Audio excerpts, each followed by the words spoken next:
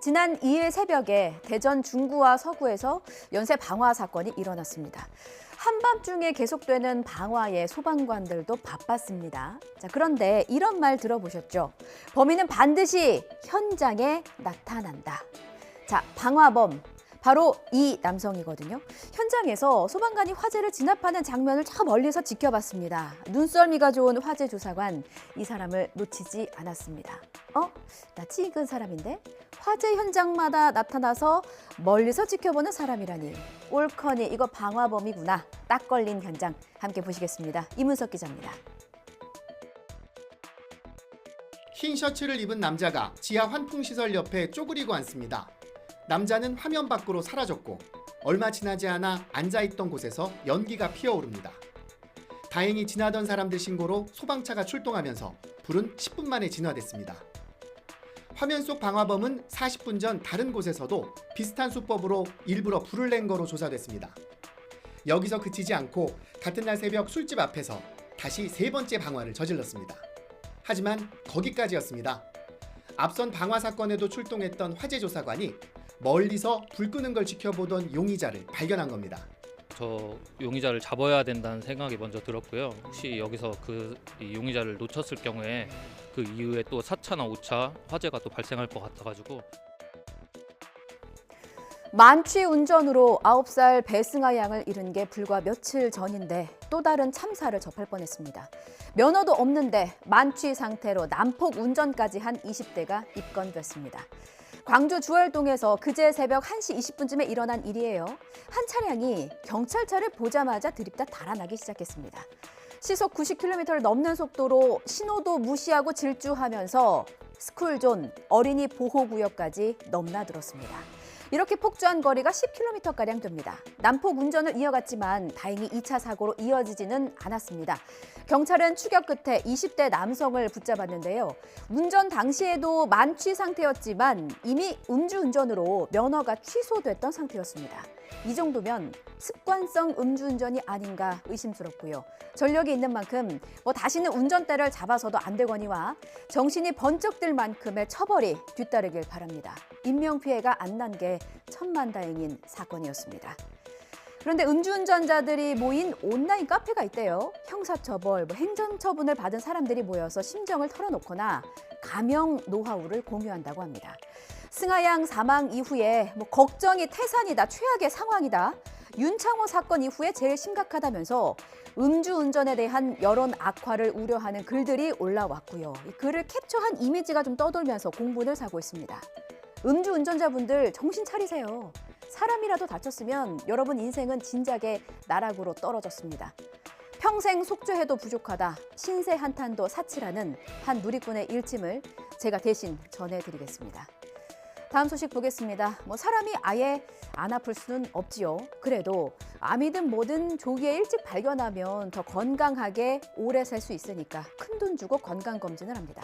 50대 여성 A씨도 그러셨어요. 유명 대학병원에서 종합 건강검진을 받으셨습니다. 특이 소견 없음, 괜찮다고 하니까 안심하셨죠. 그런데 넉 달이 지나서 자꾸 숨 쉬는 게 좀 어렵고 몸이 이상하더라는 겁니다. 다른 병원을 갔더니 폐암 3기라는 진단을 받았습니다. 결국 폐의 절반을 잘라내야 했죠. 엄마의 폐를 잘라내고 가족들이 얼마나 큰 충격이었겠습니까? 해당 병원에 문의했더니요. 폐암이 원래 발견하기 힘들다라는 입장이 돌아왔습니다. 그래서 사진을 들고 YTN 취재진이 다른 전문의들을 찾아 문의했습니다. 어떤 답을 들었는지 직접 들어보시죠. 김다현 기자가 취재했습니다. 새로 옮긴 병원에서 암이 확실하다는 설명을 들었고 최종적으로 3기 폐암이라는 진단을 받았습니다. 모양상으로는 폐암일 가능성이 95%네요. 빨리 치료를 하는 게 그다음에 스텝을 우리가 밟아야 되는 거죠. 가족으로서 해줄 수 있는 게 아무것도 없다는 거? 근데 그게 가장 힘들고 그래서 저는 지금 일단 휴직까지 한 상태거든요. 조금 더 일찍 알았으면 조기에 치료했으면 어땠을까? YTN은 A씨가 처음에 갔던 B병원의 입장을 듣기 위해 직접 방문했습니다. 병원 측은 원래 폐암이 엑스레이로 안 나오는 경우가 많아서 의사들도 힘들어한다는 해명을 내놨습니다. 정말 그럴까? 가슴 흉부 사진에서 왼쪽에 약간 희미하게 의심되는 병변이 보이는 것 같습니다. 그럴 경우에는 연령이라든지 위험인자를 고려해서 저설량 CT를 권고하는 것이 좋습니다. 2달 뒤 외부 자문위원회 심사 결과 오진이 맞다며 과실을 처음으로 인정했습니다. 오진에 대해서 저희 병원 과실은 당연히 있고요. 근데 이제 아직 환자분께서 치료 중이시고, 그다음에 증상이 고정이 되지 않아가지고 아직까지는 저희가 정확하게 산정을 하긴 좀 어려울 것 같고. 그런데 YTN 취재가 시작되자 이 같은 입장이 180도 바뀌었습니다.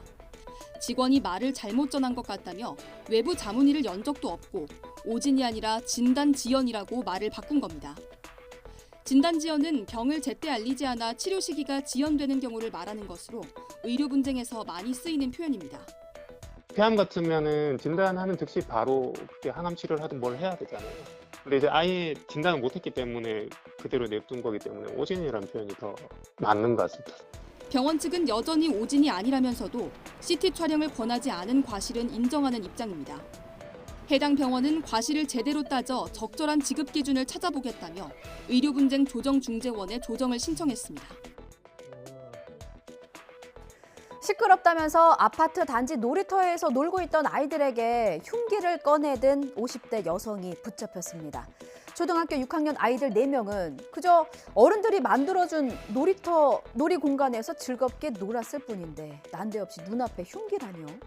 이 사건으로 큰 충격을 받은 학생들은 트라우마에 시달리고 있다고 합니다.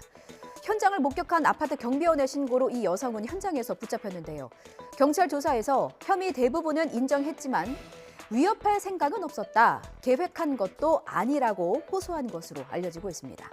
이 사건이요, 지난 일요일 오후 5시쯤에 일어난 사건이었는데 저는 시끄럽다는 표현도 잘 납득이 되지 않습니다. 모쪼록 놀란 아이들의 마음이 잘 진정되길, 아이들이 마음껏 놀아야 할 공간이 침해받는 일이 없기를 바랍니다.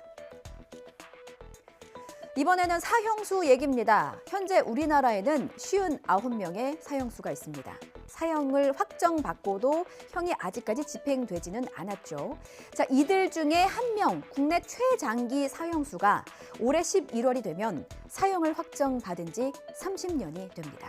이게 문제입니다. 사형 선고를 받고도 30년 동안 사형을 집행하지 않으면 시효가 만료되거든요. 형 집행이 면제되는데 이렇게 논란이 일면서요. 법무부가 사형 집행 시효를 폐지하는 법 개정을 추진하기로 했습니다. 최민기 기자의 보도입니다. 여호와의 증인 교회에 나가는 아내와의 갈등 끝에 종교회관에 불을 질러 15명을 숨지게 한 원모 씨는 1993년 11월 23일 대법원에서 사형 확정 판결을 받았습니다.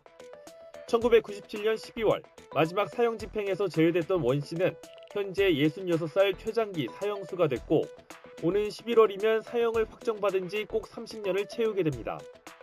그렇다 보니 원 씨는 11월 이후에 사형 집행을 면제받는 건지 나아가 석방되는 건지를 두고 법적 논란이 불거졌습니다. 논란이 커지자 법무부가 30년이 사형 집행 시효를 폐지하는 내용의 법 개정안을 마련하기로 했습니다. 사형 집행 시효가 폐지되면 형 미집행 기간에 상관없이 사형 집행 면제가 되지 않기 때문에 미리 법적 논란을 매듭짓겠다는 의지로 해석됩니다. 다만 법무부는 사형 확정자의 수용은 형 집행 절차의 일부이기 때문에 사형 시효는 완성될 수 없어 법 개정이 되지 않더라도 원 씨가 풀려나는 일은 없을 것이라고 밝혔습니다. 일단은 미봉책이라고 생각이 됩니다.